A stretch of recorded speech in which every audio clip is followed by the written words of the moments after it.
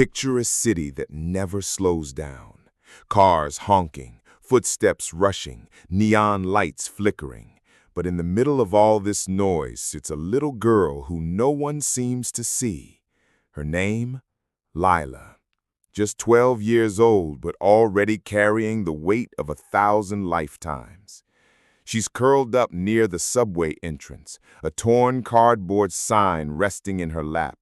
It says in shaky handwriting, "We'll play for food." Her hands are small, her clothes are worn thin, and her shoes don't even match. People glance her way, wrinkle their noses, and keep walking. Some shake their heads, some laugh, but no one stops. Every night is the same. Hunger gnaws at her stomach like a cruel reminder, but her eyes are alive with something the world hasn't noticed yet.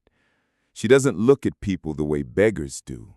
She looks past them, as if her mind is somewhere else, somewhere brighter, somewhere filled with sound.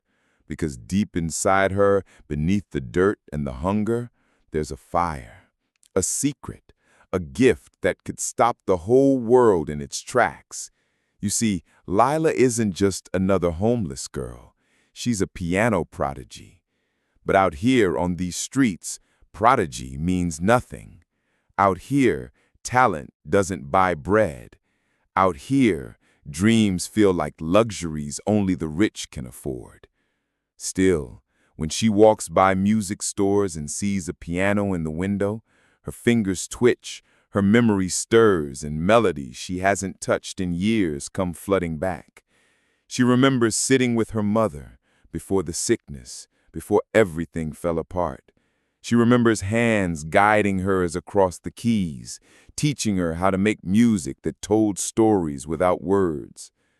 Now all she has left is the hope that maybe, just maybe, someone will give her a chance.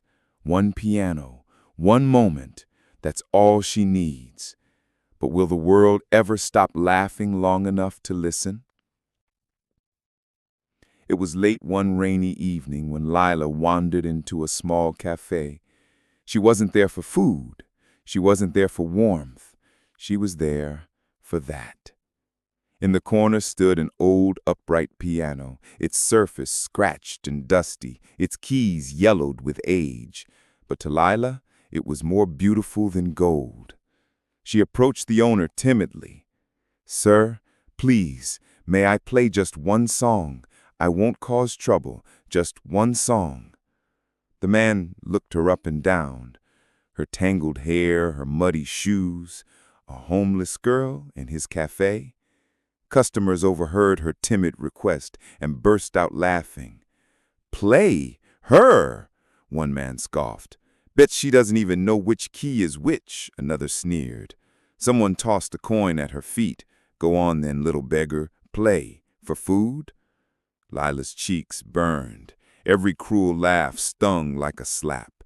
She thought about running out the door and never coming back, but something inside her whispered louder. They want a show? Then give them one they'll never forget. The cafe owner, smirking, finally said, "Fine, go ahead, but if you mess up, you're out." Lila walked to the bench. The laughter followed her like shadows. People whispered. They mocked. Some even pulled out their phones, ready to record her failure.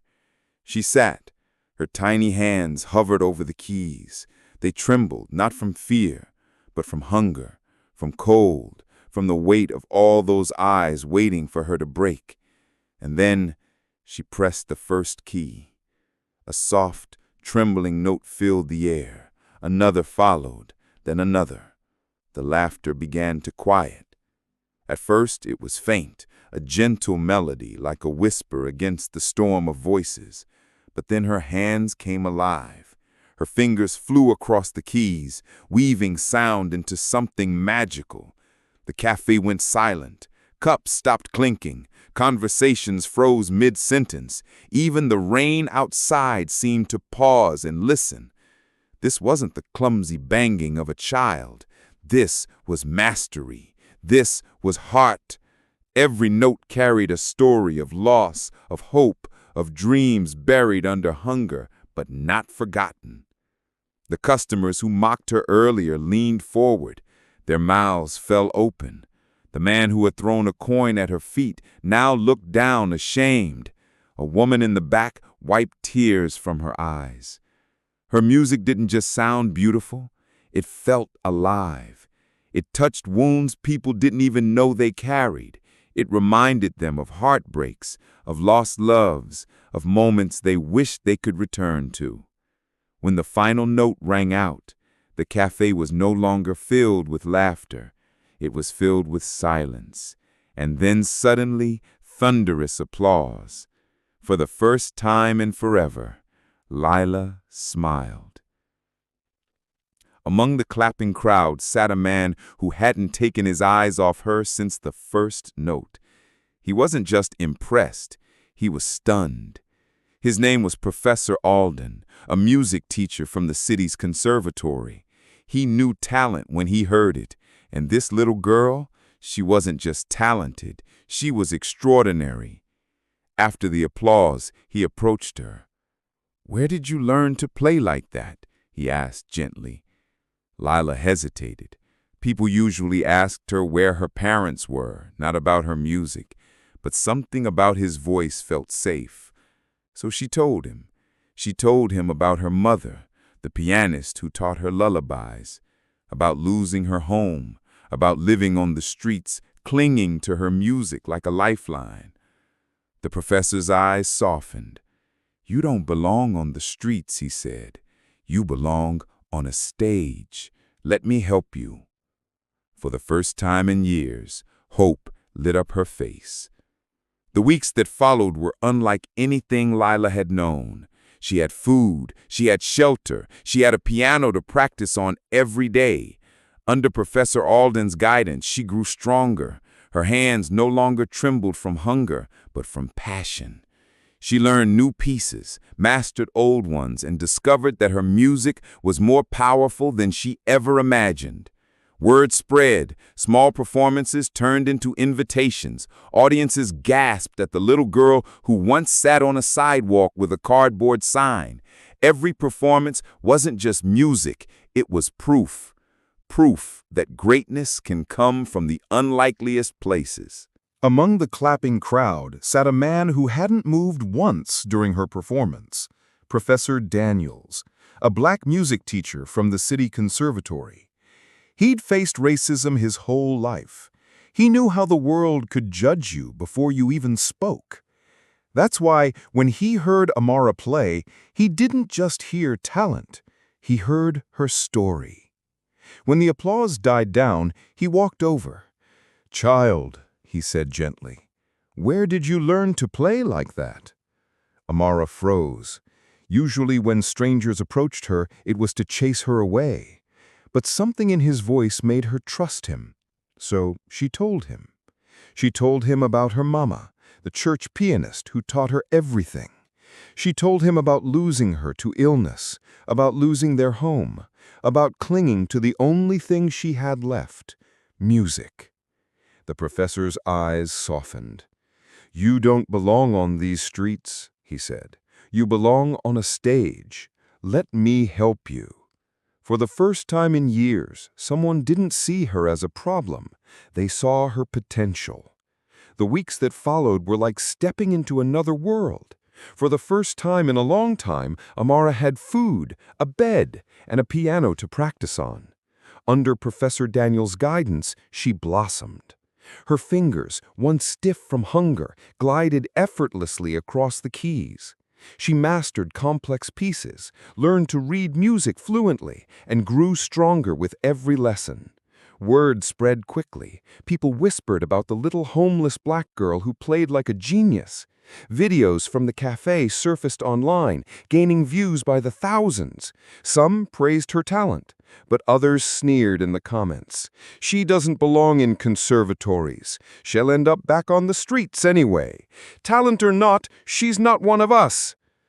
Amara read those words late at night, her chest tight.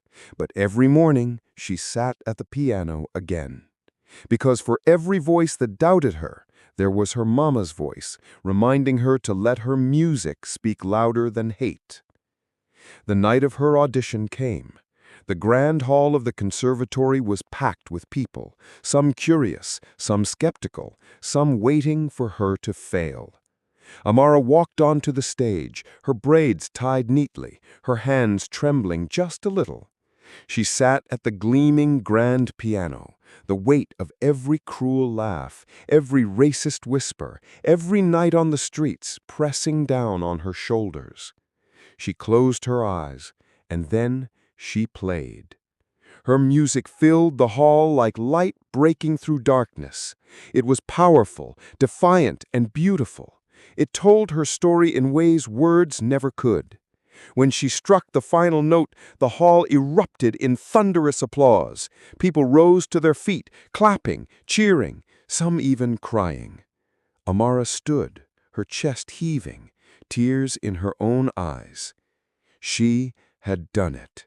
From the streets to the stage, from laughter to ovations, from being dismissed because she was black and homeless, to proving she was unstoppable. Her story spread across the city, then across the world, not as a tragedy, but as a triumph. And Amara's music whispered the message the world most needed to hear. You can laugh at me, you can doubt me, you can try to silence me, but I will rise, and I will play.